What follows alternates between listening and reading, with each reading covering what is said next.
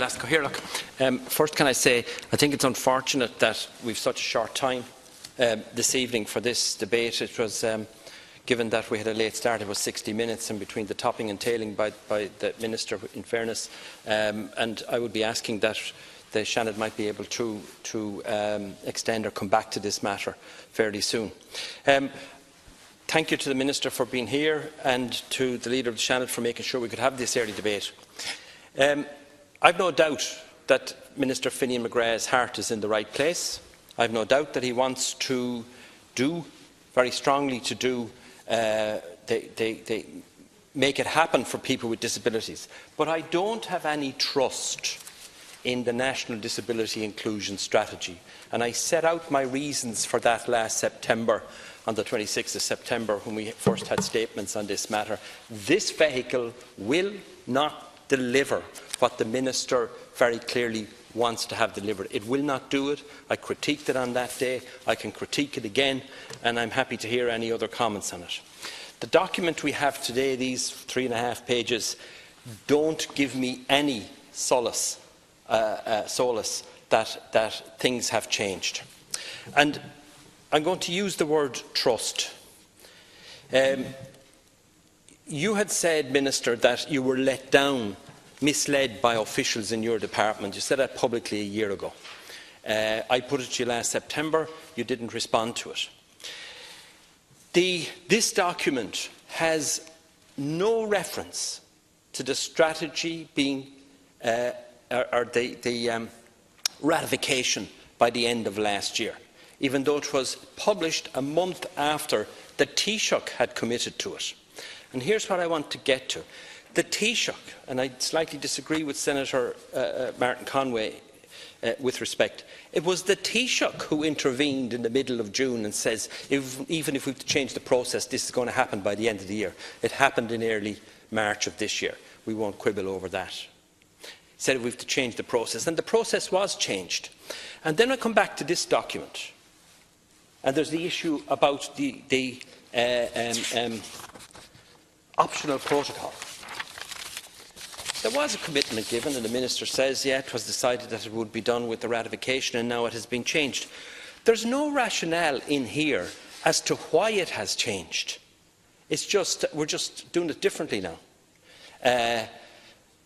The optional programme, which was to be ratified at this current time, will be ratified as soon as possible, following completion of Ireland's first reporting cycle. When will the first reporting cycle be completed? In fact, when does the clock start? Has the Minister for Foreign Affairs gone to New York, signed the stuff, and the 30-day timeline started to tick? It hasn't, clearly. So there are real issues here, and there's no reason set out as to why the optional protocol can't be signed. Now, this document comes from the Department of Justice and Equality. This document comes from the Department of Justice and Equality. I'm suggesting, and I could be totally wrong in this, I'm suggesting that there's a divergence of view and outlook between that department and the view and will of An Taoiseach. And I think that needs, I don't wish to be saying this, or gratuitously saying it, but I need an explanation, and people with disabilities need an explanation. There's no reason why the optional protocol could not now be signed up to. Absolutely none. Let me make a couple of other points at this time. We do need very quickly to get on with a number of very practical things. There's a budget coming up. That budget across all the different departments has to have the smell, taste and bite of a budget that's about people with disabilities and their families, not just a package of this and that from one department. Legislation. Let's see between now and the end of the year if the pieces of legislation are put in place. And I am saying and I am expecting that the optional protocol can and should be dealt with now. You have, Minister, spoken about unemployment. You actually mentioned it in your 2017 strategy. 2.5 years into the 10-year comprehensive employment strategy, and no one's able to give us. You have not one figure in these 4.5 pages that tells us how many people have been employed, and we're a quarter way through that strategy. You talk about people coming out of congregated settings. Absolutely. There's 1,200 people under the age of 65 in nursing homes in this country. And that's a deprivation of liberty that doesn't require legislation to sort out. The numbers of people on the social housing list. 2013 it was 3,919. 2016 it was 4,456. And going up. Poverty is increasing. There's no sense in this document of the scale of what has to be dealt with and a resolve to actually deal with it.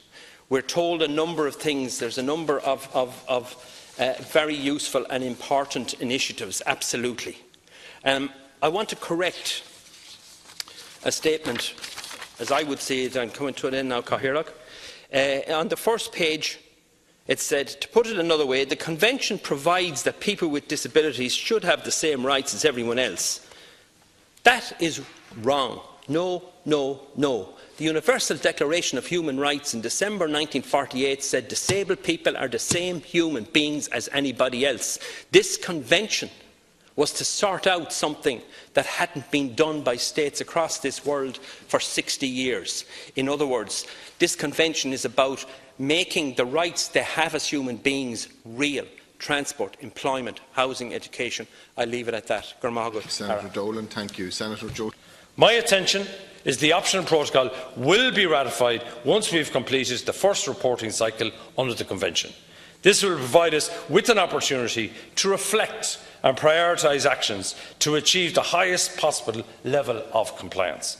With the ratification in place, I can now focus on using the Convention, and this is the point a lot of you are missing, to better equip and resource people with disabilities to improve their quality of life. Once we have this in the bag, we can use this now to push forward. And I think the ratification was a key commitment in the programme for government. In relation to Senator Jones' point on the change of approach, given the advanced progress that has been achieved towards compliance with the Convention and taking into account the remaining implementation requirements, the Government decided that the State is now ready to become bound by the terms of the Convention and become accountable to the UN CRPD. And I think this is a very, very important point. The other point is, which I left out and probably I should have said it earlier on, I am pleased to announce that Ireland's instrument of ratification was deposited yesterday with the UN Office of Legal Affairs, and it will come within legal binding in 30 days, which is, I think, the 19th of April. So these are the issues.